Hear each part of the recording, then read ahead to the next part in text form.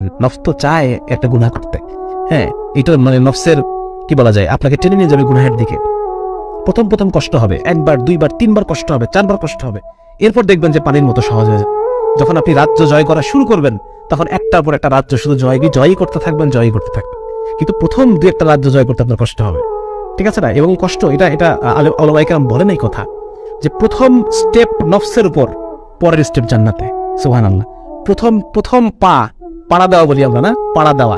প্রথম স্টেপ দিবেন আপনি নফসের উপর, তো আপনার পরের স্টেপ জান্নাতে।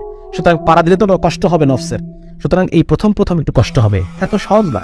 যে সিগারেট ছাড়ে সে এত সহজে ছাড়তে পারে না, যে মাদক ছাড়ে সে এত সহজে ছাড়তে পারে, তার কষ্ট হয় না। সুতরাং আপনারও কষ্ট হবে, কিন্তু সেই কষ্টটাকে আপনি বরদাস্ত করবেন কেন? আল্লাহ তাআলার জন্য। বরদাস্ত করবেন কেন? আপনার নিজের জন্য। বরদাস্ত করবেন কেন?